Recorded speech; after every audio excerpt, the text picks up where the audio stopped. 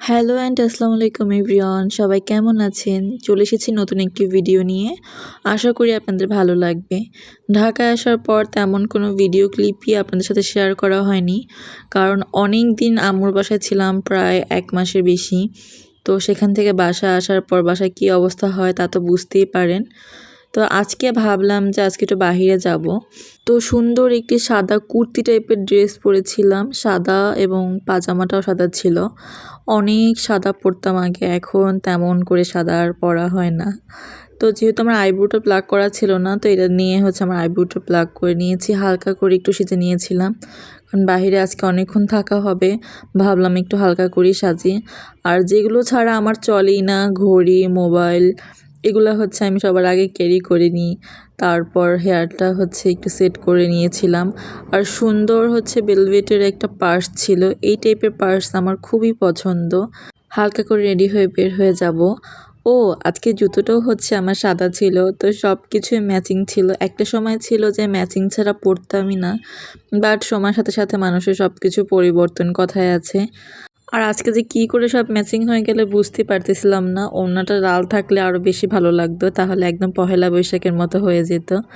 যাই হোক, তাড়াতাড়ি বের হয়ে গাড়ির জন্য বাইরে ওয়েট করতেছিলাম। তার ভিতরে দেখতেছিলাম একদল ছেলেরা আন্দোলন করতেছিল। ঢাকা শহরে এটা কোনো ব্যাপারই না, এটা একদিনে 2-3 বারও মিছিল আমি দেখেছি। আর এই বেলুনগুলো এখন মোস্ট ট্রেন্ডিংয়ে আছে, মানে যেখানেই যাই সবার হাতে এরকম ঝিলমিল বেলুন। তাছাড়া নর্মাল বেলুনও আছে। আর এখানে ছবি তুলতে গেলে বেলুনের সাথে তাহলে আপনাকে 20 টাকা করে দিতে হবে এরকম। পরে আমরা আড়ংয়ে চলে এসেছিলাম। অনেক সুন্দর সুন্দর এখানে গাছের কালেকশন দেখেছিলাম, যদিও আমি এখান থেকে গাছের এরকম নিই না, কারণ একটু প্রাইস বেশি থাকে।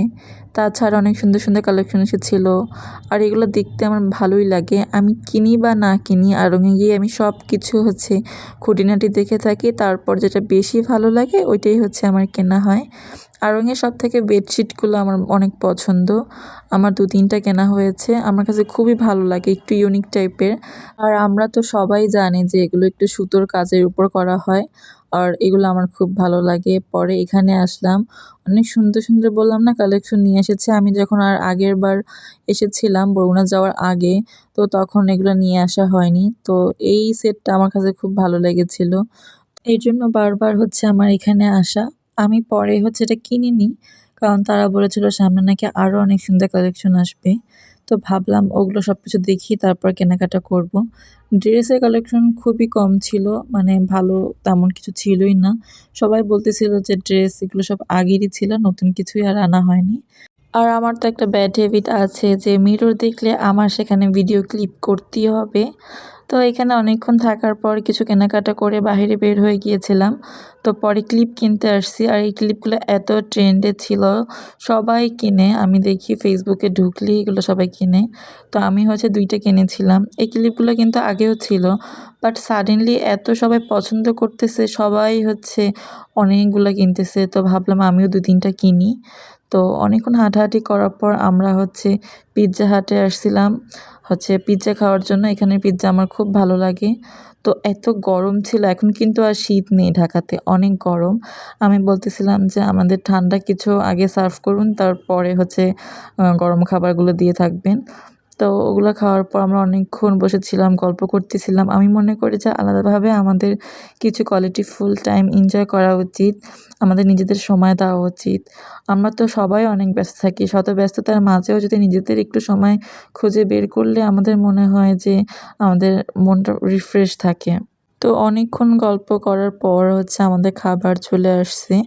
আর এই একটা ড্রিঙ্কস ছিল, আমার নামটা ঠিক মনে নেই, এত মিষ্টি ছিল আমি তো খেতেই পারতেছিলাম না।